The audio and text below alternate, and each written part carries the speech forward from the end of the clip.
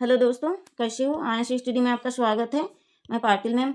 हम आज दोस्तों मिक्स क्वेश्चन लाएंगे, जो कि इनके बारे में हमने थ्योरी पहले पढ़ चुके थे। जो कि आज मिक्स क्वेश्चन बहुत ही महत्वपूर्ण प्रश्न है। तो ये क्वेश्चन क्या है, UGC net, MP set, TGT, PGT और एमपी वर्ग 1 के लिए बहुत ही महत्वपूर्ण है। पॉलिटिकल साइंस के आज महत्वपूर्ण क्वेश्चन करेंगे, ठीक है, क्वेश्चन आंसर। तो आइए दोस्तों फर्स्ट क्वेश्चन करते हैं। अपन फर्स्ट क्वेश्चन देखेंगे। प्रश्न पहला क्या कह रहा है? प्रश्न क्या है दोस्तों? पहला, स्वतंत्रता अति शासन का विरोधी है, यह किसने कहा? बहुत महत्वपूर्ण क्वेश्चन है। आज के सभी क्वेश्चन महत्वपूर्ण है। मिक्स क्वेश्चन लाई हूं मैंने, ध्यान से समझिएगा। तो ऑप्शन नंबर ए क्या कह रहा है? लास्की। ऑप्शन नंबर बी है लॉक। ऑप्शन नंबर सी है शिले। ऑप्शन नंबर डी है जे स्मिथ। तो इसका होगा दोस्तों आंसर ऑप्शन नंबर सी। अब थोड़ा व्याख्या कर लेते हैं। तो शिले के अनुसार, शिले क्या कहता है दोस्तों? शिले स्वतंत्रता को अति शासन का विरोधी माना है। ऐसा क्यों माना? उनका कहना था कि स्वतंत्रता समस्त प्रतिबंधों का अभाव है। जिसका मतलब क्या है दोस्तों? प्रतिबंधों का अभाव यानी हमारे ऊपर, मतलब राज्य पर, राज्य का व्यक्ति पर किसी प्रकार का अनुशासन नहीं है। मतलब किसी भी प्रकार का हमारे ऊपर, राज्य का, मनुष्य व्यक्ति के ऊपर, हमारे ऊपर किसी भी प्रकार का प्रतिबंध नहीं है। मतलब हम स्वतंत्र है। आ गया दोस्तों समझ में? अब नेक्स्ट क्वेश्चन करेंगे, क्वेश्चन नंबर 2। क्वेश्चन नंबर 2 क्या कह रहा है दोस्तों? किसने कहा? ठीक है, क्या कह रहा है? किसने कहा स्वतंत्रता समस्त प्रतिबंधों का अभाव है? मतलब ये पूरे क्वेश्चन एक दूसरे से मिलते जुलते हैं, ठीक है। मैंने आज मिक्स क्वेश्चन लाई हूँ, सभी क्वेश्चन एक दूसरे से मिलते जुलते हैं, ताकि आप ज्यादा कंफ्यूज ना हो। तो ऑप्शन नंबर ए है बेंथम, ऑप्शन नंबर बी है लॉक, ऑप्शन नंबर सी है कांट और ऑप्शन नंबर डी है शिले। तो इसका भी आंसर दोस्तों शिले ही होगा, ठीक है। तो शिले ने क्या कहा था दोस्तों? स्वतंत्रता समस्त प्रतिबंधों का अभाव है। इसकी भी व्याख्या जो पहले वाली व्याख्या थी उसी के अनुसार होगा। मतलब व्यक्ति पूरे तरीके से प्रतिबंधों से मुक्त है। व्यक्ति पर किसी प्रकार का दबाव नहीं, किसी प्रकार का प्रतिबंध, किसी प्रकार का अनुशासन नहीं है, ठीक है। दोनों की व्याख्या, दोनों का आंसर एक ही है, ठीक है। आगे समझ में। अब नेक्स्ट क्वेश्चन देखते हैं। क्वेश्चन नंबर 3 क्या कर रहा है? क्वेश्चन नंबर 3, स्वतंत्रता और समानता एक दूसरे के विरोधी है, यह मत किसका है? ऑप्शन नंबर ए है Lord Acton, option number B है T H. Green, option number C है J Laski, option number D है अर्नेस्ट बार्कर। तो इसका आंसर होगा दोस्तों ऑप्शन नंबर ये क्या है? Lord Acton. तो लॉर्ड एक्टन क्या कहता है? लॉर्ड एक्टन का क्या विचार था दोस्तों? यह कहता है स्वतंत्रता और समानता एक दूसरे के विरोधी है। ऐसा क्यों कहता है दोस्तों? मतलब उनका मानना यह था कि यदि समानता को अत्यधिक प्रतिष्ठा की जाए, यदि समानता की अत्यधिक प्रतिष्ठा की जाए, तो वह क्या होगा? स्वतंत्रता को कम कर सकती है। मतलब समानता और स्वतंत्रता को अत्यधिक प्रसन्न, मतलब अत्यधिक उसकी व्याख्या करेंगे, अत्यधिक उसको बढ़ावा देंगे, तो क्या होगी? हमारी स्वतंत्रता कम होगी। ऐसा क्यों कहा? क्योंकि उसके लिए राज्य को अत्यधिक अधिकार मिलते हैं, जो व्यक्तिगत स्वतंत्रता का प्रतिबंध डाल सकते। मतलब जो व्यक्ति को स्वतंत्रता मिलेगी, उस पर क्या रोक लग सकता है, प्रतिबंध लग सकता है। तो ठीक है। अब नेक्स्ट क्वेश्चन कौन सा है? Question number 4। क्वेश्चन नंबर 4 क्या कर रहा है? समानता की उत्कृष्ट अभिलाषा ने स्वतंत्रता की आशा को अर्थविहीन कर दिया, यह कथन किसका है? देखिए दोस्तों, हमने पहले ही कहा था पूरे क्वेश्चन एक दूसरे से मिलती हुई है, ठीक है, मिलते जुलते। ऐसा हमने मिक्स क्वेश्चन इसीलिए लाए ताकि आपके ये क्वेश्चन के द्वारा 10 क्वेश्चन बन जाए, ठीक है। एक ऑप्शन, एक क्वेश्चन, एक व्याख्या के द्वारा कई क्वेश्चन बन जाए, ठीक है। तो क्या कह रहा है? ऑप्शन नंबर ए है Lord Acton, option number B है ऑस्टिन, ऑप्शन नंबर सी है पोलांडी और ऑप्शन नंबर डी है लॉर्ड वाइस। Lord Wise. तो इसका भी आंसर यही होगा, लॉर्ड एक्टन। तो लॉर्ड एक्टन का हमने कथन समझ लिए थे दोस्तों। अब इसमें समझने की जरूरत नहीं है। क्वेश्चन नंबर 5 करेंगे, अपन टाइम वेस्ट नहीं करेंगे, ठीक है, क्योंकि अभी आपकी यूजीसी नेट की एग्जाम है, इसलिए आप सिर्फ क्वेश्चन आंसर पे जाइए ज़्यादा, ठीक है, थ्योरिकल मत जाइए अभी। 5 क्या कह रहा है? क्वेश्चन नंबर 5, किसने कहा कि समानता के लिए तीव्र इच्छा ने स्वतंत्रता की आशा को अर्थहीन कर दिया है? तो किसने कहा?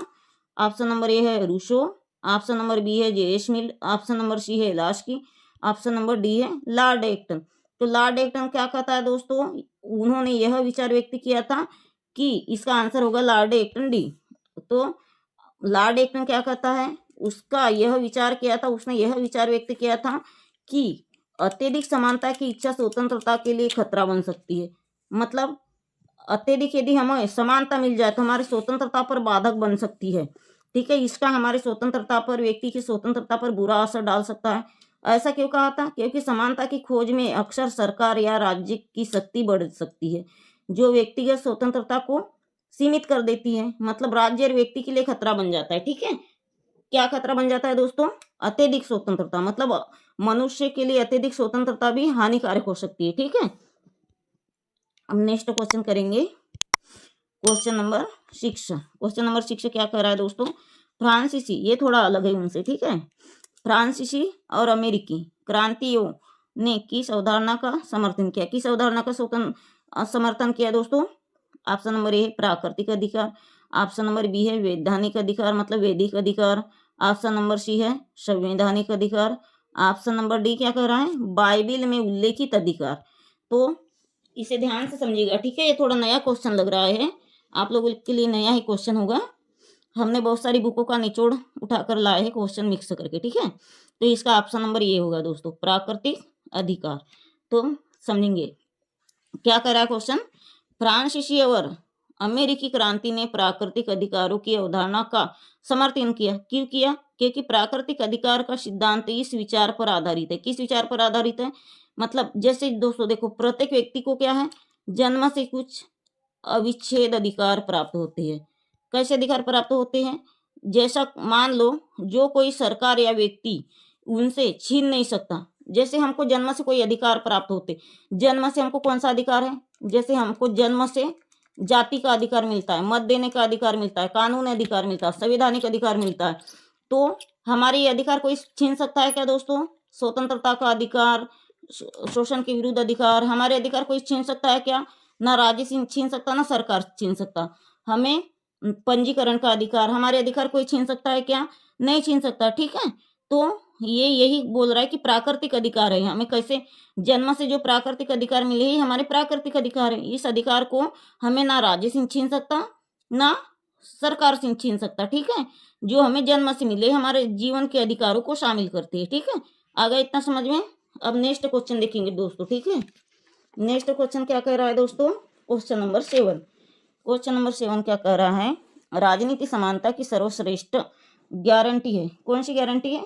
फर्स्ट है लोकतंत्र में, सेकेंड है तानाशाही में, और थर्ड है अल्पतंत्र में, फोर्थ है बीजातंत्र से। तो इसका आंसर होगा दोस्तों ऑप्शन नंबर ए।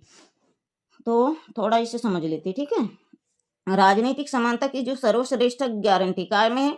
लोकतंत्र में। तो लोकतंत्र क्या है? लोकतंत्र में सभी नागरिकों को समान अधिकार मिलते हैं ना दोस्तों।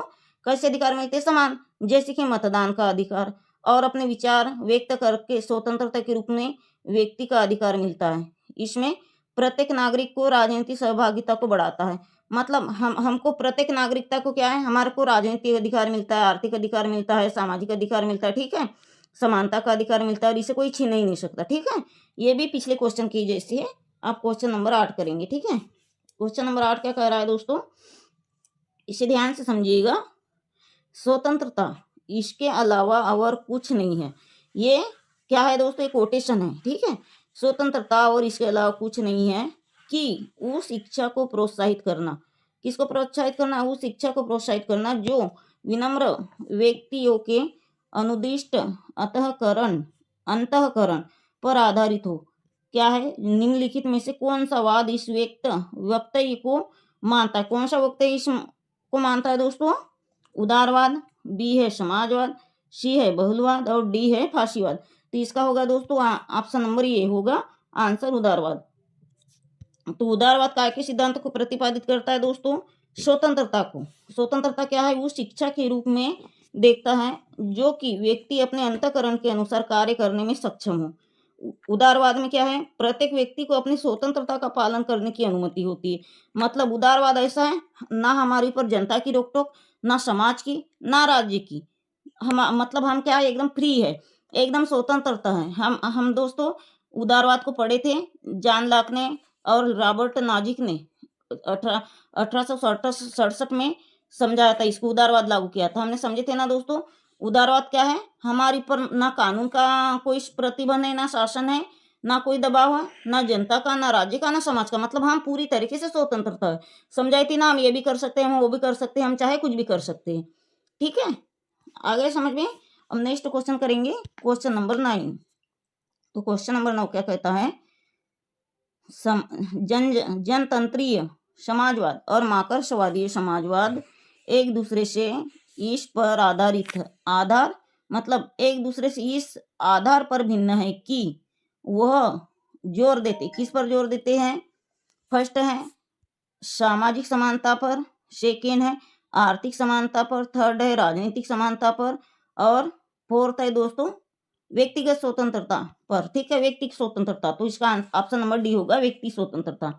तो जैसे व्यक्ति स्वतंत्रता क्या है दोस्तों? व्यक्ति जनतंत्रीय समाजवाद व्यक्ति समाजवाद पर बल देता है, स्वतंत्रता पर बल देता है।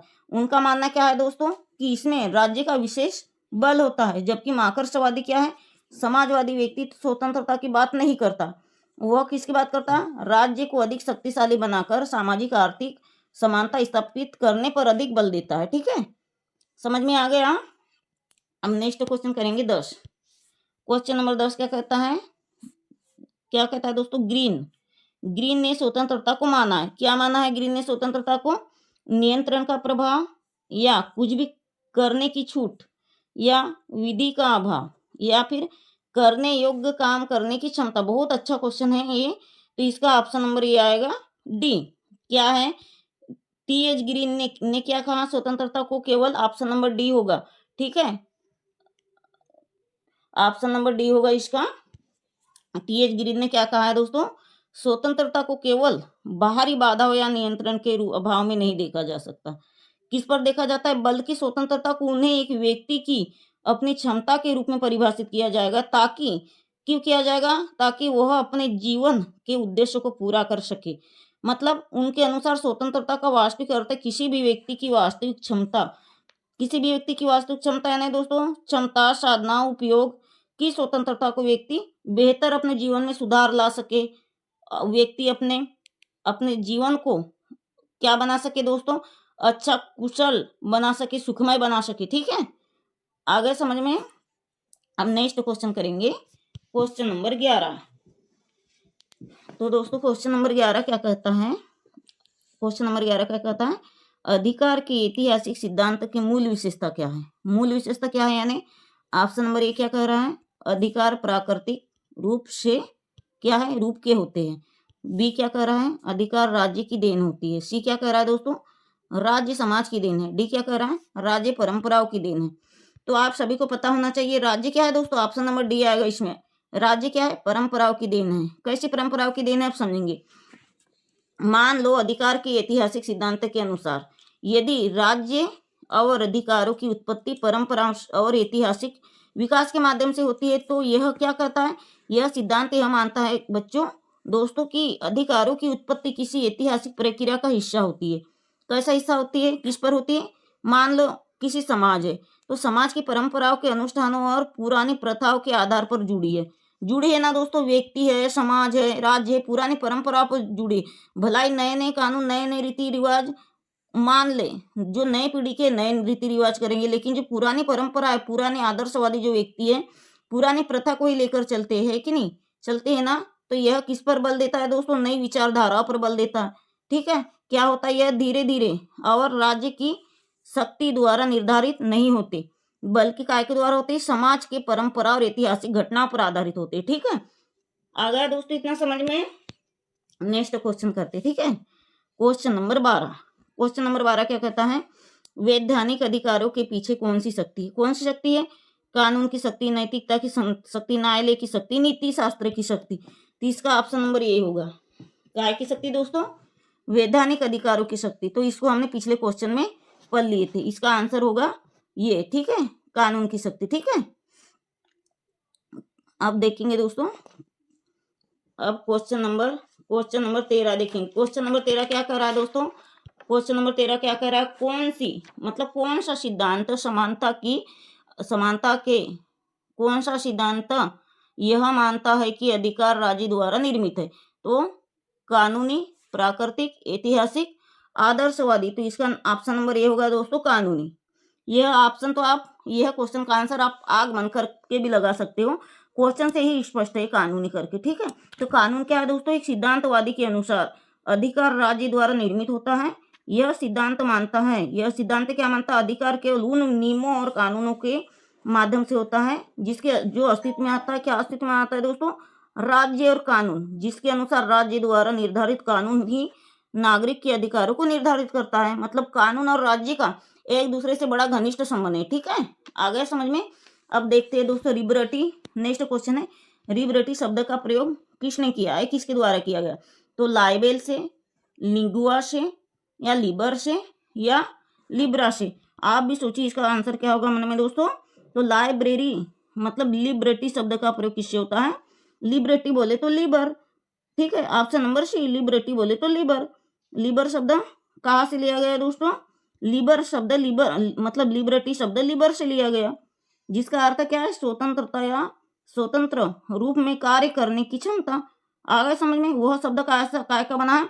लैटिन भाषा से लिया गया है। ठीक है, लैटिन भाषा और उसका माध्यम क्या है? स्वतंत्रता की अवधारणा को व्यक्त करना या व्यक्त किया जाना। ठीक है, अब नेक्स्ट क्वेश्चन, आखिरी क्वेश्चन देखते हैं क्या कर रहा है लास्ट क्वेश्चन दोस्तों। क्वेश्चन नंबर 15, निम्नलिखित में से किस विचार पद्धति में कानून को स्वतंत्रता का विरोधी समझा जाता है? तो ऑप्शन नंबर ए लोकतांत्रिक विचार, ऑप्शन नंबर बी है शास्त्रीय उदारवादी विचार पद्धति, ऑप्शन नंबर सी है समाजवादी विचारधारा पद्धति, और ऑप्शन नंबर डी है समिष्टवादी विचारधारा पद्धति। तो इसका आंसर आएगा दोस्तों ऑप्शन नंबर बी, शास्त्रीय उदारवादी विचारधारा पद्धति। ठीक है, तो शास्त्रीय विचारधारा पद्धति क्या है? कानून को स्वतंत्रता का विरोधी माना जाता है। इसके अनुसार क्या करते हैं दोस्तों? स्वतंत्रता के अर्थ को सरकार और कानून का न्यूनतम हस्तक्षेप और माना जाता है। मतलब इसमें सरकार और कानून का दोनों का हस्तक्षेप होता है। ठीक है, आगे इतना समझिए दोस्तों। अब आज के लिए इतना है दोस्तों। हमारे चैनल को सब्सक्राइब करिएगा, लाइक करिएगा, शेयर करिएगा दोस्तों, और अच्छे से पढ़िएगा। यूजीसी नेट की एग्जाम अच्छे से दीजिएगा। अपन मिक्स क्वेश्चन लाते हैं जो कि हर एग्जाम में किसी ना किसी एग्जाम में पूछे गए हैं। आज की भी क्लास एमसीक्यू वाली बहुत अति महत्वपूर्ण थी दोस्तों। तो आज के लिए इतना ही। धन्यवाद दोस्तों, जय हिंद।